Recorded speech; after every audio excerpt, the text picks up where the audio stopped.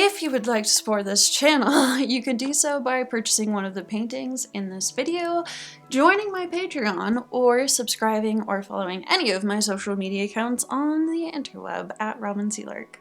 Thank you.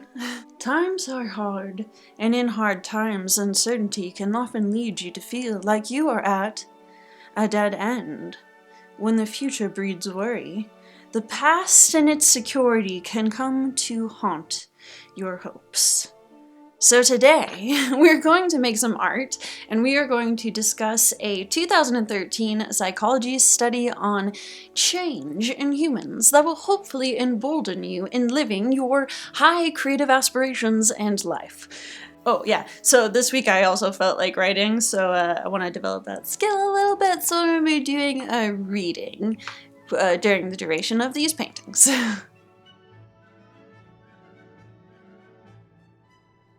I don't have a door to my bedroom. I'm in a loft that sits above the living room and the house television. A lot of sound comes up the stairs to my bedroom/studio space.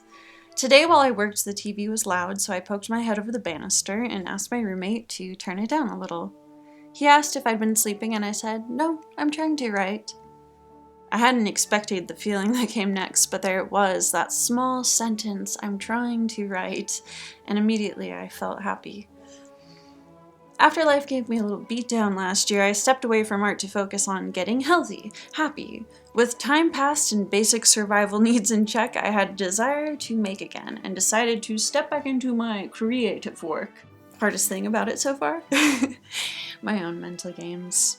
It doesn't always feel good to be creating. Sometimes I feel so buried by the volume of work and unexpected outcomes ahead that all I can do is feel lost, incapable, burnt out before trying, unsure why I am doing what I am doing, whether there is any point. Nurturing and cultivating creativity is an endeavor. It takes time, openness, and curiosity to build up to higher creative expressions. And to make a longer list of things, it takes work, momentum, intention, commitment, and letting go of the reasons you stay in your comfort zone. Saying, "I'm trying to write," made me notice myself today. I'm in my bathroom converted studio. Box lights flank me from last night's paint session. 3 now, new paintings sit on the table, and I'm here typing. I'm showing up. Writing lately has felt an impossibility. It seems like every thought or sentence I might form evaporates as I try to bring it forward. What starts as a belief inside of me becomes uncertain before it can form into words. I feel like what I imagine is meant when people talk about you having a blocked throat chakra. This is exactly why today, seeing myself show up felt like a moment of celebration.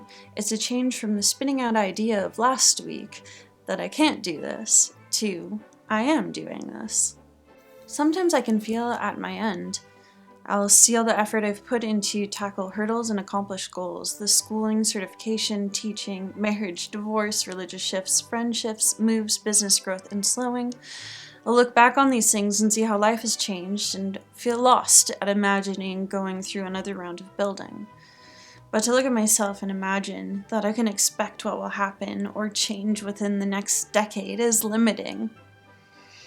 In a study done in 2013, observing what was dubbed the end of history illusion, psychologists measured personalities, values, and preferences of over 19,000 people aged 18 to 68.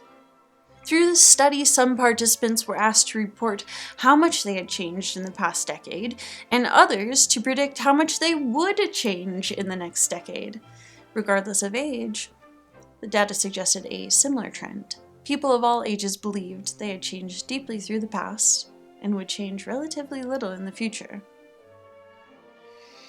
Though with age, our rate of change and development does slow, it does not slow to the rate that humans predict.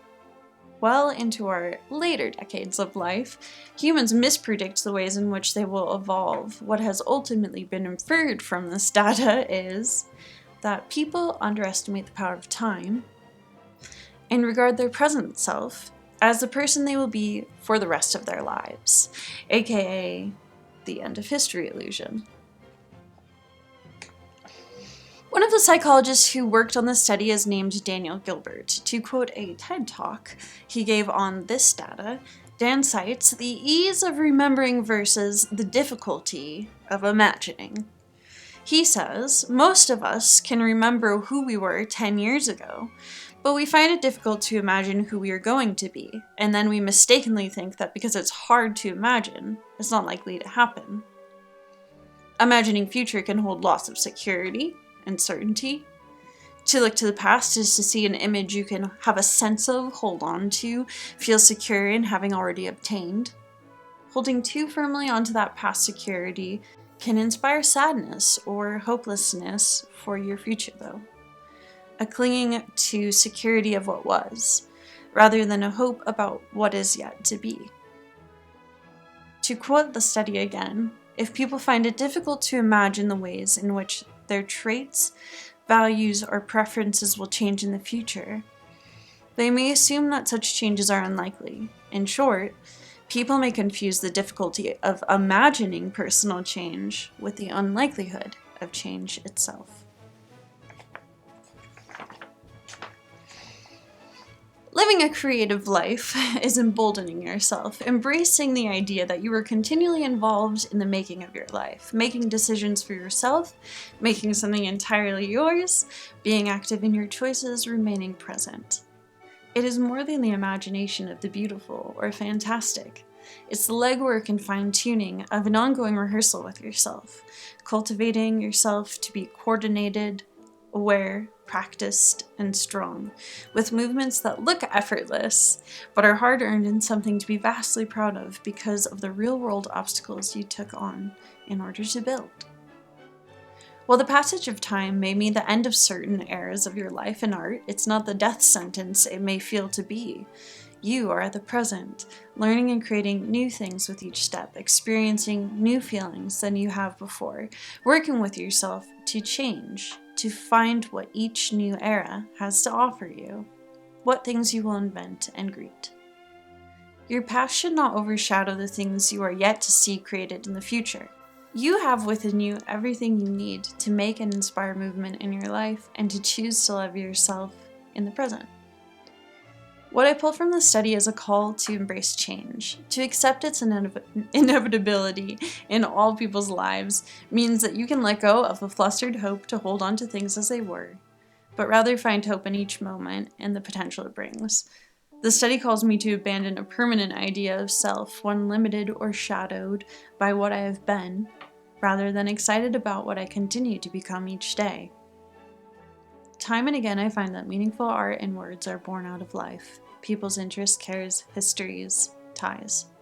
It's an expression of how we relate to things around us and what things we see and birth.